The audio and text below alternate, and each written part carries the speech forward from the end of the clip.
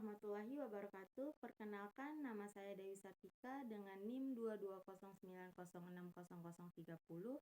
Saya dari kelas A, Prodi S1 Ilmu Gizi, Fakultas Kesehatan, Universitas Nahdlatul Ulama, Nusa Tenggara Barat.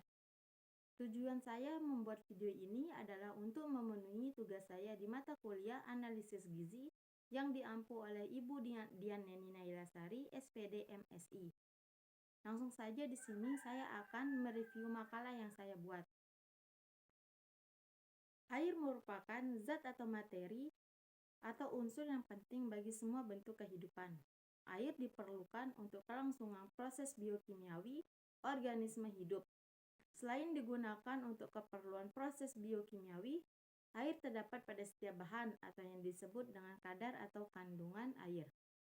Pengukuran kadar air dalam suatu bahan sangat diperlukan dalam berbagai bidang. Kadar air adalah jumlah air yang terkandung dalam suatu bahan dan sering dinyatakan dalam bentuk persentase. Analisis kadar air sangat penting dalam berbagai bidang, termasuk industri pangan, farmasi, dan kimia, karena kadar air dapat mempengaruhi stabilitas, kualitas, dan umur simpan produk. Pengertian kadar air menurut beberapa ilmuwan sebagai berikut. Yang pertama, menurut Sarif dan Khalid 1993, kadar air adalah persentase kandungan air suatu bahan yang dapat dinyatakan berdasarkan berat basah atau weight basis atau berdasarkan berat kering dry basis. Kadar air berat basah mempunyai batas maksimum teoritas sebesar 100%, sedangkan kadar air berdasarkan berat kering dapat lebih dari 100%. Menurut Tabarani 1997, kadar air merupakan pemegang peranan penting, kecuali temperatur. Maka aktivitas air mempunyai tempat tersendiri dalam proses pembusukan dan ketengikan. Kerusakan bahan makanan pada umumnya merupakan proses mikrobiologis, kimiawi, enzimatik, atau kombinasi antara ketiganya. Berlangsungnya ketiga proses tersebut memerlukan air, di mana kini telah diketahui bahwa hanya air bebas yang dapat membantu berlangsungnya proses tersebut. Menurut Kusumah dan Andar Wulan 1989, kadar air suatu bahan biasanya dinyatakan dalam persentase berat bahan basah. Misalnya dalam gram air untuk setiap 100 gram bahan disebut kadar air berat basah. Berat bahan kering adalah berat bahan setelah mengalami pemanasan beberapa waktu tertentu sehingga beratnya tetap konstan. Pada proses pengeringan air yang terkandung dalam bahan tidak dapat seluruhnya diuapkan. Menurut Winarno 1997, kadar air merupakan banyaknya air yang terkandung dalam bahan yang dinyatakan dalam persen. Kadar air juga salah satu karakteristik yang sangat penting pada bahan pangan, karena air dapat mempengaruhi penampakan, tekstur, dan cita rasa pada bahan pangan. Kadar air dalam bahan pangan ikut menentukan kesegaran dan daya awet bahan pangan tersebut. Kadar yang tinggi mengakibatkan mudahnya bakteri, kapang, dan kamir untuk berkembang biak, sehingga akan terjadi perubahan pada bahan pangan. Metode analisis kadar air. Yang pertama, menentukan kadar air dengan pengeringan, termogrameter. Selanjutnya, metode analisis kadar air. Yang pertama, menentukan kadar air dengan pengeringan atau termografimetri. Prinsip penentuan kadar air dengan pengeringan adalah penguapan air yang ada dalam bahan dengan jalan pemanasan. Kemudian dilakukan penimbangan terhadap bahan hingga berat konstan yang mengindikasikan bahwa semua air yang terkandung dalam bahan sudah teruapkan semua. Penentuan kadar air dengan cara relatif mudah dan ekonomis. Yang kedua, penentuan kadar air cara destilasi atau termovolumetri. Metode destilasi digunakan untuk bahan yang banyak mengandung lemak dan komponen mudah menguap di samping air. Sampel yang diuji menggunakan metode ini memiliki sifat sama dengan sampel yang digunakan pada metode oven vakum. Prinsip pengukuran kadar air dengan metode destilasi adalah menguapkan air bahan dengan cara destilasi menggunakan pelarut immiscible, kemudian air ditampung dalam tabung yang diketahui volumenya. Pelarut yang digunakan mempunyai titik didih lebih besar dari air, tetapi mempunyai berat jenis Pj lebih kecil dari air. Contoh senyawa yang dapat dijadikan pelarut yaitu toluene, selen, dan benzelen. Prosedur metode destilasi adalah diawali dengan memberikan pelarut sebesar kira-kira 75 sampai 100 ml.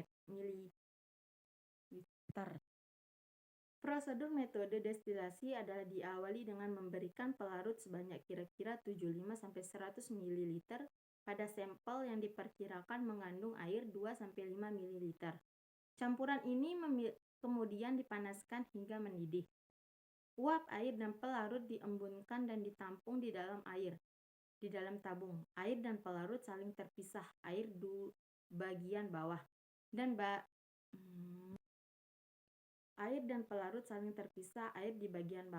dapat ditentukan volumenya berdasarkan skala pada tabung penampung.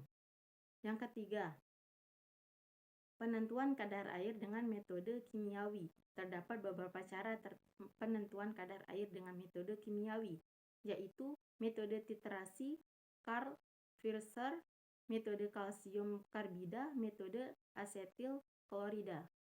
Yang pertama, metode titrasi Karl-Fischer. Metode ini digunakan untuk pengukuran kadar air pada bahan merupakan cairan, tepung, madu, dan beberapa produk kering.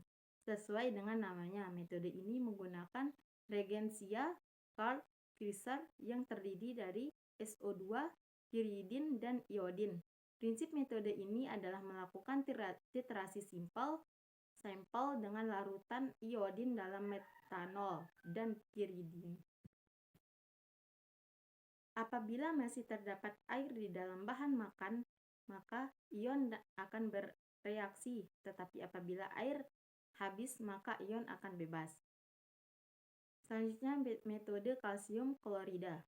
Metode ini didasarkan atas reaksi antara kalsium karbida dengan air menghasilkan gas asetilin. Cara ini cukup cepat dan tidak memerlukan alat yang rumit. Kemudian metode asetil klorida. Metode ini didasarkan atas reaksi antara asetil klorida dengan air menghasilkan asam yang dapat dititrasi dengan basah. Cara ini dapat digunakan untuk menentukan kadar air bahan berupa minyak, mentega, margarin, rempah-rempah, dan beberapa bahan berkadar air rendah. Yang keempat, penentuan kadar air metode fisis. Penentuan kadar air dengan metode fisis didasarkan pada beberapa cara, yaitu yang pertama, tetapan dielektrikum. Air memiliki tetapan dielektrikum sebesar 80. Zat-zat lain memiliki tetapan tertentu, seperti karbohidrat dan protein memiliki tetapan dielektrikum lebih kecil dari 10. Metanol 33, etanol 24, aseton 214, benzen 2,3, dan heksan 1,9. Daya hantar resistansi listrik atau resistensi air merupakan penghantar listrik yang baik. Bahan yang memiliki kandungan air tinggi akan mudah menghantarkan listrik atau memiliki resistensi yang relatif kecil. Suatu zat yang dilalui aliran listrik akan diketahui kadar air apabila diketahui grafik yang menggambarkan hubungan-hubungan antara kadar air dengan konsistensinya. Alat yang digunakan untuk mengukur kadar air berdasarkan daya hantar listrik adalah resistensimeter atau moisture tester. Selanjutnya, resonansi nuklir magnetik atau nuclear magnetic resonance. Penentuan kadar air cara ini berdasarkan kepada sifat-sifat magnetik dari inti atom. yang mempunyai penyerapan energi dengan kondisi yang terkendali. Absorpsi energi dapat merupakan indeks zat yang dikandungnya. Energi yang diserap oleh inti atom hidrogen oleh molekul air dapat merupakan suatu ukuran dari banyaknya air yang dikandungnya oleh bahan tersebut. Untuk diperlukan kurva standar yang menggambarkan antara banyaknya energi yang diserap dengan kandungan air. Sekian video dari saya. Apabila ada kesalahan, mohon maaf. Wassalamualaikum warahmatullahi wabarakatuh.